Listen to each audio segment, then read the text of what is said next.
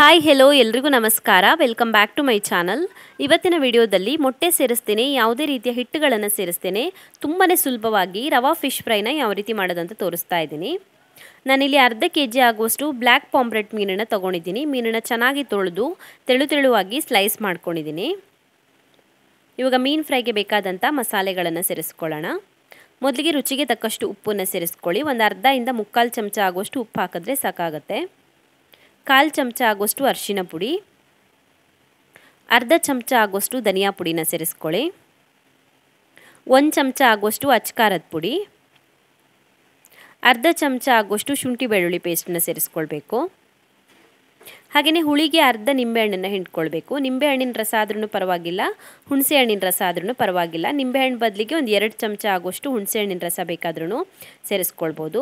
ಇವಾಗ ಇದಕ್ಕೆ ನೋಡಿಬಿಟ್ಟು ಸ್ವಲ್ಪನೇ ನೀರನ್ನು ಸೇರಿಸ್ಬಿಟ್ಟು ಮಿಕ್ಸ್ ಮಾಡ್ಕೊಳ್ಳಿ. ನಿಂಬೆಹಣ್ಣಲ್ಲಿ ಶುಂಠಿ ಬೆಳ್ಳುಳ್ಳಿ ಪೇಸ್ಟಲ್ಲಿ ಆಲ್ರೆಡಿ ನೀರಿನ ಅಂಶ ಇರುತ್ತೆ. ಹಾಗಾಗಿ ನೋಡಿಬಿಟ್ಟು ಸ್ವಲ್ಪನೇ ನೀರು ಸೇರಿಸಿ ಚೆನ್ನಾಗಿ ಮಿಕ್ಸ್ ಮಾಡ್ಕೊಳ್ಳಿ.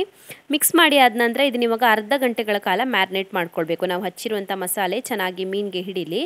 ಒಂದು ಅರ್ಧ ಗಂಟೆ ಮ್ಯಾರಿನೇಟ್ ಮಾಡ್ಕೊಳ್ಳೋಣ. ಮೀನೆಲ್ಲ ಚೆನ್ನಾಗಿ ಮ್ಯಾರಿನೇಟ್ ಆಗಿದೆ. ನಾನಿಲ್ಲಿ ಒಂದು ಪ್ಲೇಟಲ್ಲಿ ರವೆನ ತೊಗೊಂಡಿದ್ದೀನಿ. ಚಿರೋಟಿ ರವೆ ಆದ್ರೂ ಪರವಾಗಿಲ್ಲ, ಮೀಡಿಯಮ್ ರವೆ ಆದ್ರೂ ಪರವಾಗಿಲ್ಲ. ನಾವು ಮ್ಯಾರಿನೇಟ್ ಮಾಡಿಟ್ಟಿರುವಂಥ ಒಂದೊಂದೇ ಮೀನುಗಳ ಪೀಸ್ಗಳನ್ನು ತೊಗೊಂಡ್ಬಿಟ್ಟು ರವೆಯಲ್ಲಿ ಚೆನ್ನಾಗಿ ಡಿಪ್ ಮಾಡಿಬಿಟ್ಟು ಪ್ಲೇಟಲ್ಲಿ ಸಪ್ರೇಟಾಗಿ ತೆಗೆದಿಟ್ಕೊಳ್ಳೋಣ.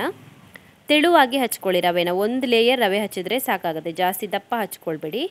ತೆಳುವಾಗಿ ಹಚ್ಬಿಟ್ಟು ಸಪ್ರೇಟಾಗಿ ತೆಗೆದಿಟ್ಕೊಳ್ಳಿ. ಇವಾಗಲೇ ರವೆ ಹಚ್ಚಿ ಎಲ್ಲ ಪೀಸ್ಗಳನ್ನು ರೆಡಿ ಮಾಡಿ ಇಟ್ಕೊಂಡ್ರೆ ಮತ್ತು ಫ್ರೈ ಮಾಡೋದಕ್ಕೆ ಈಸಿ ಆಗುತ್ತೆ.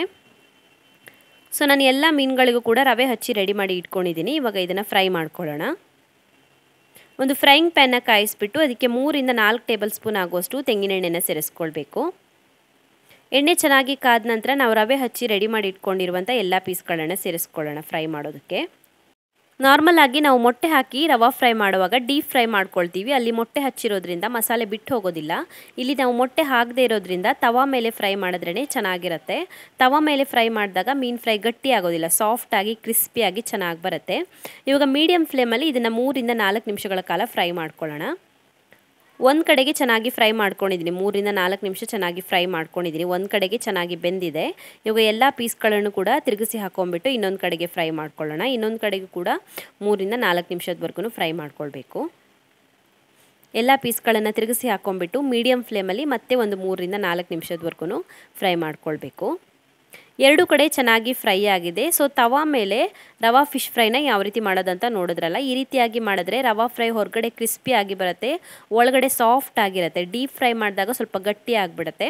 ಸೊ ಟ್ರೈ ಮಾಡಿ ನೀವು ಕೂಡ. ಇದಕ್ಕೆ ಮೊಟ್ಟೆ ಅಥವಾ ಯಾವುದೇ ರೀತಿಯ ಹಿಟ್ಟಿನ ಅವಶ್ಯಕತೆ ಇಲ್ಲ, ರುಚಿಯಾಗಿ ಬರುತ್ತೆ.